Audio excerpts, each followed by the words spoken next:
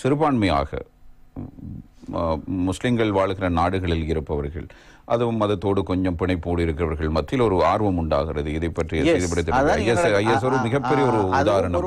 அதனுடைய தாக்கம் தான் இலங்கையில் இடம்பெற்ற பயங்கரவாத தாக்குதல்கள். இப்போதும் ஒரு சில குழுக்கள் இயங்கி வருவதான கருத்துக்கள் ஒவ்வொரு வகையான சிலவற்றை கேட்கும் போது சரி என்று தோன்றுகிறது. ஆனால் ஒரு பெரும்பான்மை மக்களோடு நாம் வாழ்கிற பொழுது அந்த பல்லின கலாச்சாரத்தோடு எப்பாடு கலந்து வாழ்வது என்பது இவர்களுக்கு தெரியாமல் இருக்கிறது. அதாவது ஒன்று, இந்த பொதுவாக முஸ்லிம்களிடம் ஒரு பிழையான ஒரு கருத்து என்று கேட்டால், புனித போராட்டம் என்ற சொற்பிரயோகத்தை பற்றிய பிழையான விளக்கம். முதலாவது புனிதமே இல்லது.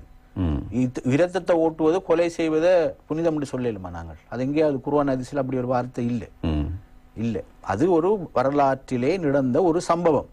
என்னத்துக்கு? தங்களை டிஃபெண்ட் பண்றதுக்கு. அது வரலாறு நடிகளும் இருக்கும். நாங்கள் எல்லா நாடுகளையும் இதை ஒரு மறுமை வரை செஞ்சு கொண்டிருப்போம் என்றது அல்ல.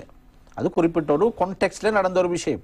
ஆனா இவங்க பார்க்கறது கேட்டால், இந்த கோஷங்களை, இந்த அரபு இஸ்லாமிய கோஷங்களை மொழிகின்ற பொழுது இந்த இயக்கங்கள் ரைட், இதில் போய் நாம மரணித்தால் நாம ஷஹீதாகி விடலாம் என்கிற ஒரு ஒரு இளைஞர்களுக்கு இது ஒரு கவர்ச்சியாக இது ஆக்கப்படுகிறது.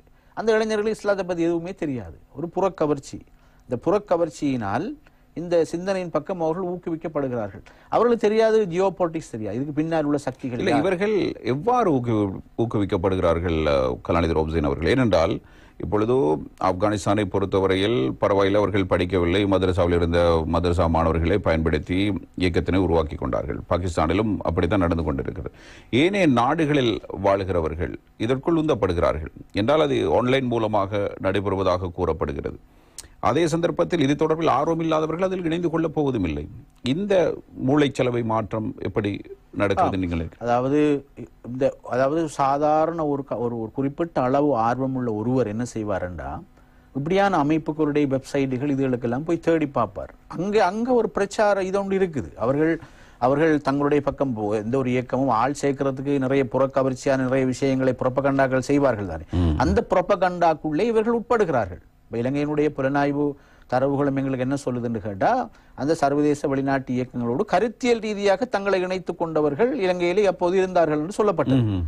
அதாவது அந்த கருத்தியல் ரீதியாக தங்களை இணைத்துக் கொள்வதற்கான இதன்னு கேட்டா, சர்வதேச ரீதியாக ஆன்லைன் புரோபகண்டாக்கு இந்த உலகத்தை பற்றி தெரியாது, ஜியோ பொலிட்டிக்ஸ் தெரியாது, இந்த அமைப்புகளை உருவாக்கினவர்கள் யார், இவருக்கு பின்னால் உள்ள சக்திகள் யார் என்று தெரியாது. அதே போன்று இஸ்லாத்தை பற்றியும் தெரியாத ஒரு சாதாரண ஒரு பாரம்பரிய ஒரு முஸ்லிம் பேர் தாங்கிய ஒரு இளைஞன் லேசாக இந்த புரோபகண்டாக்கு உட்படக்கூடிய வாய்ப்பு உண்டு. அதான் இலங்கையில் நடந்தது. பல நாடுகள் அது நடக்கின்றது. நாம் ஒன்றை புரிஞ்சு கொள்ளணும், சிறுபான்மை நாடொன்றில் பெரும்பான்மை நாட்டில் வாழ்கின்ற முஸ்லீமுக்கே இது கடமை இல்லை போராட்டம் என்ற நிலையில, சிறுபான்மையா வாழ்ற ஒரு முஸ்லீம் அதை தெரிவு செஞ்சு அது ஒரு தற்கொலை முயற்சி. ஏன்னா நாங்கள் இந்த நாட்டு அது எங்களுக்கு தேவையில்லை. என்னத்துக்கு எங்களுக்கு போராட்டம்? எங்களுக்கு என்னத்துக்கு ஆயுத வன்முறை? எங்களுக்கு என்னத்துக்கு தீவிரவாதம்? இஸ்லாம் தீவிரவாதம் இல்லை. இறை தூதர் சொன்னார்கள், மதத்தை பின்பற்றுவதில் கூட நீ தீவிரவாதியா இருக்காதே. உதாரணம், ஒரு முறை அவர் தன்னுடைய மனைவி ஒன்றுடைய வீட்டுக்கு போகிறார் நள்ளிரவிலே. அவர் இப்படி உட்கார்ந்து இருக்கிறார், அரை தூக்கம், பக்கத்தில் ஒரு கயிறு கட்டப்பட்டிருக்கிறது. கேட்டார்கள், என்ன விஷயம்? இல்லை, நான் தஹஜ்ஜத் தொழுகின்றேன், கியாமுல் லைல் தொழுகின்றேன், எனக்கு தூக்கம் என்னை மிகைக்கின்ற பொழுது இந்த கயித்தை பிடிச்சு கொண்டு நான் இப்படி தொழுகின்றேன் என்று. இறை தூதர் புன்னகைத்து விட்டு சொன்னார், இப்படி ஒரு தொழுகை தொழ வேண்டும் என்று இஸ்லாம் சொல்லவில்லை. உன்னை தூக்கம் மிகைக்கின்றதா, நீ போய் நல்லா கொரட்டை அடிச்சு தூங்கு. பாங்குக்கு முன் கண்மொழி படுதா, அப்ப நீ தொழு. மதத்தில் தீவிரவாதம் இல்லை. ரசூலுல்லாஹ் நேரடியாகவே சொல்லி இருக்கிறார்கள். என்னென்னு கேட்டால், மதத்தில் தீவிரவாதத்தை பின்பற்றுவதை விட்டும் நான் உங்களை எச்சரிக்கை செய்கின்றேன். ஏனென்றால் உங்களுக்கு முன்னிருந்த நிறைய சமுதாயங்கள் அழிக்கப்பட்டன மத தீவிரவாதத்தால்.